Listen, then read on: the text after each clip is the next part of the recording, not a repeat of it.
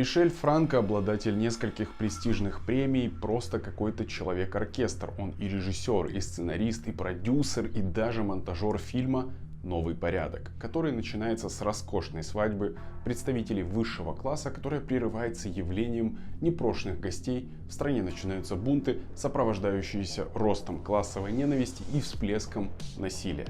Это хорошее кино. Даже, я бы сказал, полезное, и его нужно внимательно смотреть, чтобы подчеркнуть очень важное, когда происходит противостояние между аристократами, богачами, олигархами, элитой, называйте как хотите, как угодно. В общем, борьба бедных и угнетенных, обиженных и оскорбленных против богатых и сильных мира всего. Какую сторону я принял во время просмотра этого фильма? То есть тех 99% обслуживающего персонала, к которому я отношусь в реальной жизни, или примкнул к влажной фантазии, на стороне богатых? Это хороший вопрос, который нужно задавать людям, посмотревшим кино. Какую сторону они бы выбрали или за кого болели, так скажем, при просмотре.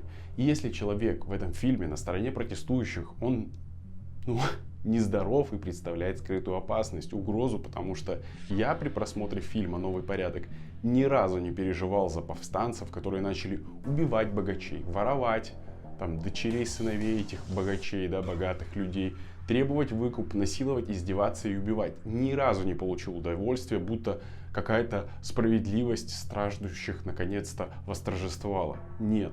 Мне было мерзко и отвратительно это смотреть, что в них, в этих протестующих, в этой бедноте не было ничего человеческого, никакого сострадания, эмпатии, а только лишь желание воплотить самые низменные фантазии в жизнь.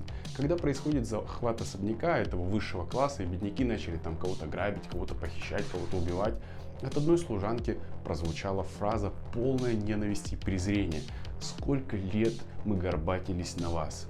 Да, так устроен мир. Кто-то родился с серебряной ложкой во рту, а кто-то с обычной в жопе. С этим ничего не поделать, никакие перевороты ничего не изменят. Есть богатые люди, есть бедные люди. Есть богатые страны, есть бедные страны. Одно существует за счет другого. И так практически с самого возникновения человечества. И вы горбатились на богачей? Вас что, били плетками и кормили землей? Да, наверное, нет. Вы бы тогда вряд ли бы смогли нормально функционировать, работать. Вам платили зарплату, вы ходили в чистой опрятной одежде. Возможно, для самого персонала отдельно существует какая-то комната и душ, где можно было бы помыться и поспать, а, например, не возвращаться в свой опасный район, где по дороге тебя могут изнасиловать, ограбить и убить. Про комнату для рабочих это уже мои фантазии. А может быть, ее и не было, а может быть и была. А вот про опасный район вполне реальные вещи. В чем вина богатого человека, если когда-то его папа или дедушка открыл телефонную компанию, и она стала единственной на рынке, и он получил всю прибыль за счет чего исколотил свое состояние? В чем его вина? Да, монополия — это плохо, это плохая штука, как ни крути.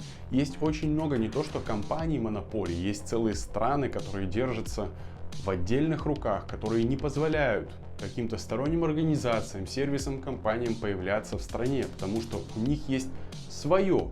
А зачастую в монополизированных странах это отсутствие какого-либо сервиса из-за отсутствия конкуренции. Это та же Мексика, страны Латинской Америки, Израиль, например. И вот, например, человек в 2000 году приехал в Израиль. Он купил квартиру за 20 тысяч долларов, а спустя 20 лет она стоит уже 700 тысяч долларов. Этот парень познакомится с девушкой в Мексике. Он продает свою квартиру и уезжает туда, в Мексику, жить, потому что там эта девушка, в которую он влюбился. С такими деньгами он там себя будет чувствовать как король.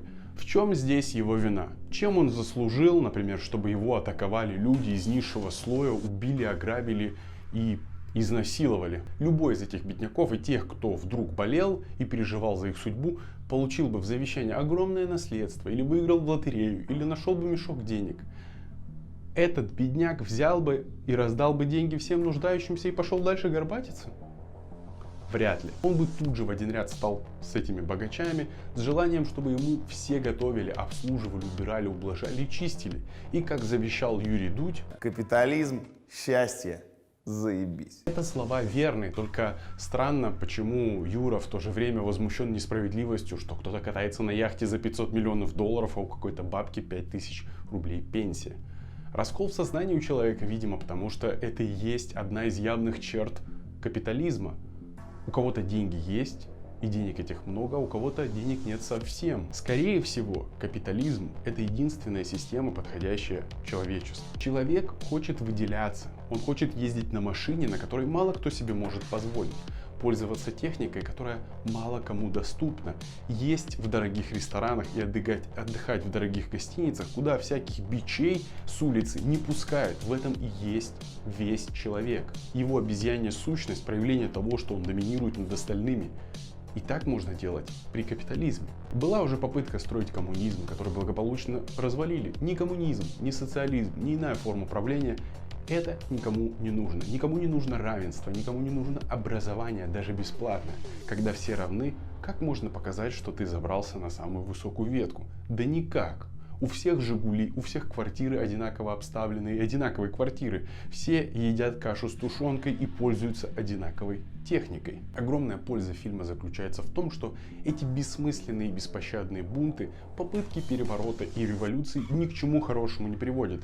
И ничем хорошим оно не заканчивается для самих протестующих. И дело не в том, чтобы сидеть на попе ровно и не рыпаться, а то повесят или расстреляют в затылок. Понимаете, просто когда жизнь плоха в какой-то стране, высокая безработица, неравенство, бедность, недоступность чего-то там и так далее. Там происходит смена власти посредством долгих протестов, митингов и прочих инструментов. А что потом? А потом люди, которые хотели изменений или болели за эти изменения, уезжают за границу массово. Обычно массовая иммиграция происходит без участия этого элемента посередине, да, под названием переворот или любое другое слово, подразумевающее смену власти. Обычно это в стране жопа, и люди уезжают. Уезжают в Европу, США, Канаду. Все. Либо терпят. Но вот это желание смены власти и выход людей на улицу возможен только тогда и происходит только тогда, когда в самой элите, на верхушке страны происходит раскол, когда одна часть начинает атаковать другую. У них есть на то свои причины. Расхождение в идеологии и взглядах. Хотя сейчас единственная идеология и взгляды — это как можно больше приумножать свои деньги. Тогда это вот непримирение с тем, что там кто-то получает 60%, а кто-то 40%. Образно, да, грубо говоря. Поэтому надо поляну расчистить, и будут все 100% наши. В общем, у них на то есть свои причины, мне неизвестны. И народ — это лишь инструмент в руках высших слоев, сильных мира сего, чтобы посредством их творить то, что им надо. И в фильме «Новый порядок» была сцена с тем, что полицейские и военные оцепили по периметру район богачей, чтобы туда протестанты не добрались. Но они туда добрались. Как-то. И как-то там оказались. Вряд ли кто-то с палкой в руках разбегался, да, и перепрыгивал через оцепление или высокий забор. Их туда впустили. И это отчетливо становится понятно в конце самого фильма, когда нам показывают генерала этой мексиканской армии, который отдает приказы, и только от его слов вершится правосудие. И убили, в кавычках, освобожденную из заложников девочку, дочку богача, да, и подстроили это как будто убийство от бедняка. И убили остальных заложников, за которых не были получены деньги, выкуп. И казнены все те, кто причастны к бунтам. И если кому-то кажется, что подобные бунты ждут какую-то страну или могут произойти в любой стране, да, но только при одном условии, что эти бунты будут кем-то организованы и не просто людьми, или там кем-то из толпы, кто ловко запрыгнет на броневик и начнет толкать речь, да, начнет кричать, сколько это можно терпеть. Только при условии раскола в элите или участии сильных мира сего для установления нового порядка. Потому что люди при ухудшении условий жизни, они становятся более политически индифферентны и думают больше о выживании, чем о каких-то там переворотах и сменах власти, и скорее всего просто соберут чемодан и рванут на все 4 стороны за лучшей судьбой. И только задумайтесь, у нас есть одна масса людей, которая сметает там какую-то верхушку, и садится наверх другая группа людей из той же массы, но, скажем, других взглядов. Какие изменения и с какой скоростью вообще возможны при таком? Вот я вроде бы поумничал, кто-то может со мной не соглашаться, и у него есть свое мнение, это круто, я как бы с удовольствием готов в комментариях почитать и, возможно, даже подискутировать с людьми на эту тему, если оно будет адекватно написано. В фильме у протестантов фигурирует зеленый цвет, а захваченная в заложники дочка богачей, она в красном платье, и все это вместе вроде как бы цвета флага Мексики, что бедняки и богачи — это одно составляющее, да, что они составляют одну страну. Вот такого рода символика. Ну, тут нет чего-то там прям мозговзрывательного. Большинство пыток и насилия в фильме мы, как зрители, дорисовываем сами. Отчасти это в плюс.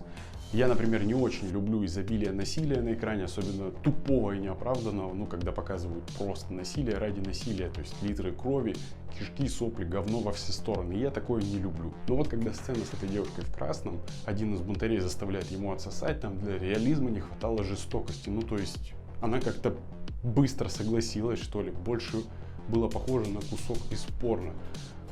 Как-то неправдоподобно. А так, фильм «Новый порядок» я рекомендую к просмотру. Очень бодрое кино в плане для подумать. А на этом все. Подписывайтесь на канал, ставьте большой палец вверх. И если вам понравился этот отзыв, пишите в комментариях, что вы думаете об этом ролике или о фильме «Новый порядок». Спасибо за просмотр. Пока.